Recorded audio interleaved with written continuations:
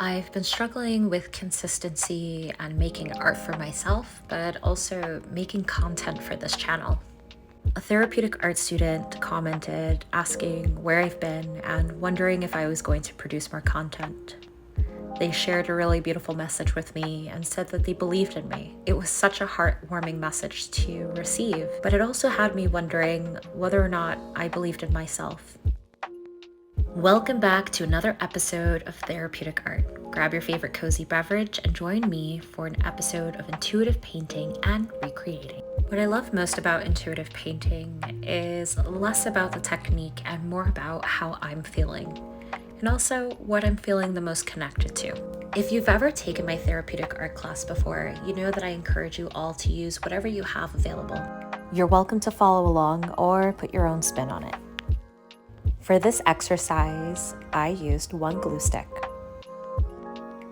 a few of my favorite paintbrushes, my favorite watercolor palette, but you're also welcome to use color pencils, crayons, markers, again, whatever you have available. I used one piece of watercolor scrap paper that I had lying about, and my favorite click art markers. If you decide to use watercolors, grab a reusable cup or a glass that you have lying about for water to rinse your brushes. With this exercise today, we are going to be making something and turning it into something new. A gentle reminder that there is no right or wrong way to self-express. Use this opportunity to connect with yourself and see what you come up with.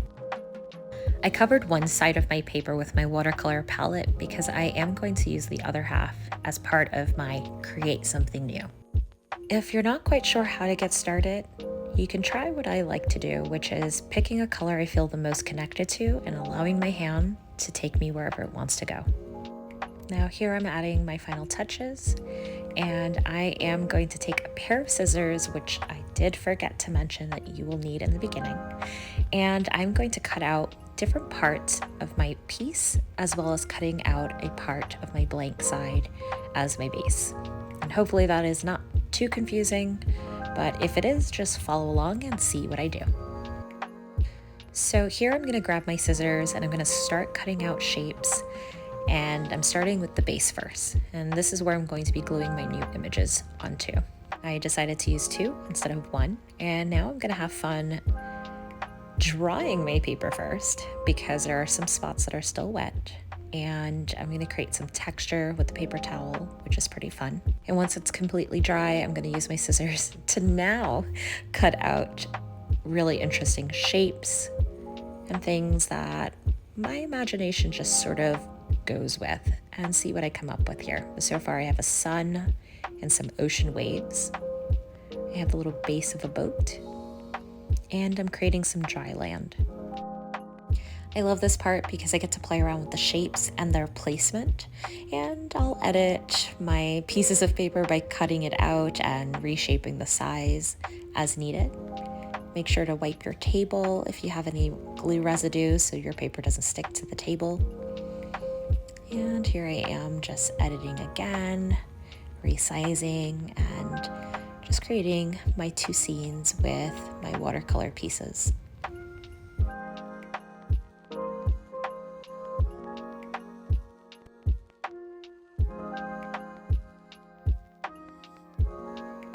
I think something that I love the most about intuitive painting is just really allowing myself to see what I'm connecting to, what's coming up, and letting my imagination run a little wild.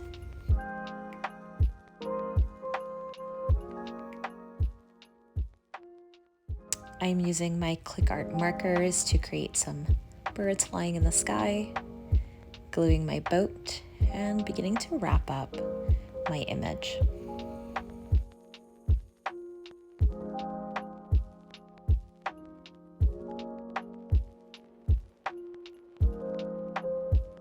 I like to use these moments of intuitive painting to practice letting go of perfectionism and giving myself the permission to take up space and have fun.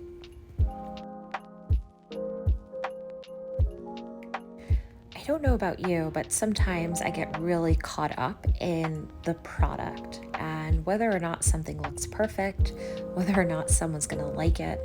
But at the end of the day, it's all about connecting with myself and bringing myself the joy.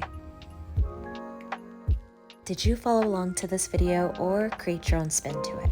Whatever path you decided to take. If you want to share your image, feel free to send it to me on Instagram, and you might be featured in my next video. Happy creating!